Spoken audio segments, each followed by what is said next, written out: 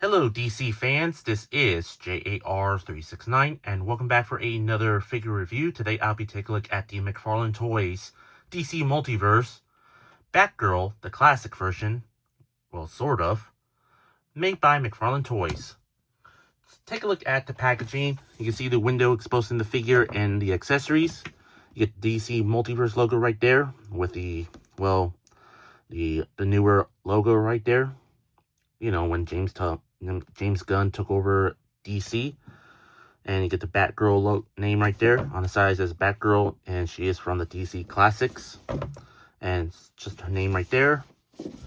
And on top, recommend for ages 12 plus. On the back, there's the artwork image of the character. Will later be as a trading card. So that's about it. Let's take out Batgirl out of the plastic prison. Here is Batgirl out of the package. Let's take a closer look at the figure. Take a look at the head sculpt here. Yeah, take a look at the head sculpt. Man, I don't know why it looks so weird on her. Yeah, like, let's compare it to the artwork here. Yeah, the artwork looks very stunning, I would say. While the head sculpt on her, wow. I don't know what's wrong with McFarlane. Did that with her head sculpt. But still, it's okay, I guess. Yeah, you get the dark shadowing effect on like her gal here. Yeah, looks pretty good. Not too bad. Not too bad at all. Yeah, her eyes like a bit wide, I would say, which is pretty weird. And you can see the hair sculpt right there sticking out of the gal. There, the hair sculpt looks pretty good. Not too bad. Take a look at the outfit here. Her bat suit. Just a usual gray coloring there and some texturings. You get the bat symbol right there. The hands, well, they're just gripping hands for holding on her accessory, and they're like trigger finger. But she does come with the bat grapple, but not a gun. Very interesting for McFarlane.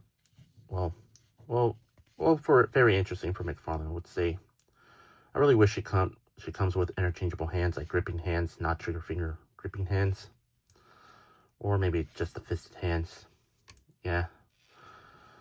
And you get the cape here. You get the on the outside, you get the black line there. Well, the black on the back in the cape, and the blue on the outside of the cape. You get her utility belt right there. Nothing much, no painted details or anything. Looks like a little badge symbol right there. On the legs, again, nothing much, but there's some texturing lines there. Nothing much on the boots. You can see more texturing details there. And like the little bat head on each side of her boots. Nothing much on her feet there. There's some texturing there as well. You get the ridges on the bottom of her foot on her boots right there. And on the bottom, there's 2 pegals in the bottom of her feet there. And no legalese there as well. Overall, for the figure itself, looks pretty decent. The head sculpt needs a little bit job. I don't know why McFarlane made her head a bit bigger. But still, really not too bad. A figure, I would say. Now, moving on to articulation. There's the ball jointed at the head there. Let's move the cape here. The arms to go fully rotate. Does go in and out. Ball jointed there. Upper arm rotation. Double jointed at the elbows. The wrists do rotate. And of course, hinges. And rotation there at the upper wrist. Chest rotation. Lower waist rotation. Legs kick forward and back, in and out. Rotation at the upper leg. Double jointed at the knees. Ankle rotates, pivot forward back, and ankle pivot side to side. And of course, toe articulation. Just a standard McFarlane Toys articulation, but you can still give them some decent amount of posabilities. Accessories, she does come with quite a few, only like a few accessories. She does come with this grapple gun here. which is interesting. It looks like a gun, but of course there's a string in there. You can either put it on her hand, just like so. There we go.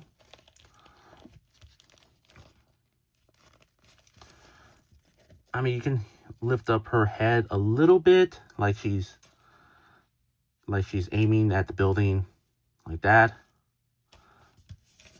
And she also does come with this battering that you can either put on each hands here.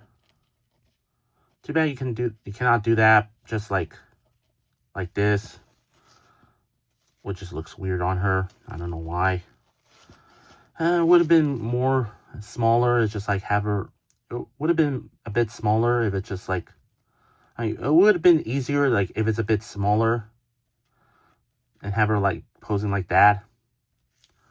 Yeah, again, like I mentioned, I really wish it came with interchangeable fist hands here on her. But lastly, since it's a McFarlane figure, she does come with a display stand with a DC logo and a trading card that I showed you earlier. Same artwork as the back of the box. And on the back here, here's her data file, real name Barbara Gordon, and here's a bio. Pause the video if you want to read it. So yeah, overall for the figure itself, yeah, the figure itself is pretty decent, I would say. The head sculpt should have been a little bit better, to be honest. But I don't know why, because, you know, McFarlane, he should have hired someone with a better head sculpt. The articulation, standard McFarlane Toys articulation, but still, but you can give her some decent amount of posabilities. Accessory-wise, yeah, not too bad. Well, probably I really wish it could come with, like, interchangeable hands. You know, like fisted hands, so you can have her, like, do some poses or punch action. Not really cool. Yeah, but at the end of the day, this figure, well, I would say it's pretty decent for this figure for your collection. Like, if you want, like, the classic-looking Batgirl figure, then this figure is her chance. Yeah, you can get this figure anywhere else. I got this figure at Mike's Toys and Stuff. I'll put the link in the description down below. Yeah, I would definitely recommend getting this figure if it's on sale. The head sculpt, well, it needs to be better. But overall, the figure itself is okay. Yeah, not too bad at all. And yeah, I forgot to mention, I really like the inclusion of the fabric cape with bendy wires, obviously, which I was worried that she does not have any bendy wires in them, like any other Batman figures I've seen. That I've seen reviews of where it doesn't come with the bendy, where McFarlane forgot to add the bendy wire. Yeah, but luckily she does have a bendy wire in there. So yeah, well, that's a good thing. But again, still okay figure. I do definitely recommend it. For my rate, I'll give this Batgirl figure I'll give her like an 8 out of 10 for me. I hope you enjoyed my review. If you did, please consider like, comment, share, and subscribe if you're new to my channel. And follow me on Instagram, Threads, and Blue Sky. All 3 links will be in the description down below. That's all I have to say. This is the McFarlane Toys DC Multiverse Batgirl, the classic version, made by McFarlane Toys. And this is J.A.R. 369. Thank you very much for watching, and I'll see you on my next review. And remember, keep on collecting.